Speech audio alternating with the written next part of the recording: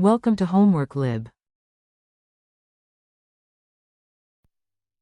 Ask how to calculate the standard change in Gibbs free energy for a set of reactions. Unfortunately, the set of reaction was not given. So I'm going to give you information on how to do it for different reactions, employing like a general scheme, for example, this one. And there are several different ways to do it. So the first one is that if they give you the value for the equilibrium constant, what is going to happen is that the delta G for the reaction at its standard condition is going to be equal to minus RT logarithm of the equilibrium constant.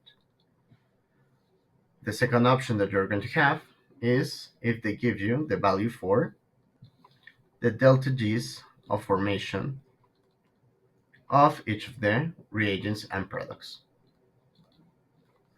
In this case, if they give you that information, the delta G standard for the reaction, let's put the reaction over here like this.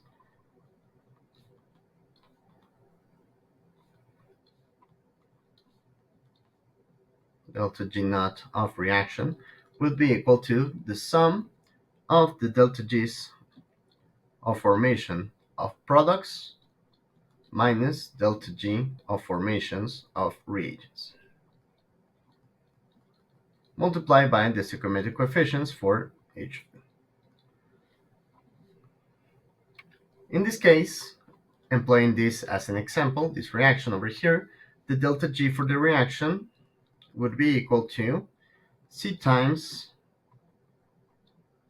delta G of formation for compound C plus D times delta G naught of formation for compound D minus A times delta G of formation for compound A minus B times delta G of formation for compound B.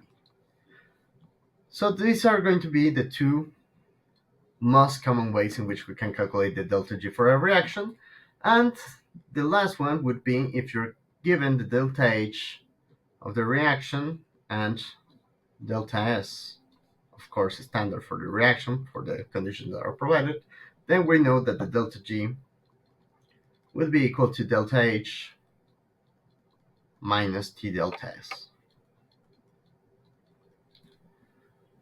However, I think that the two first options are the most common for chemistry classes.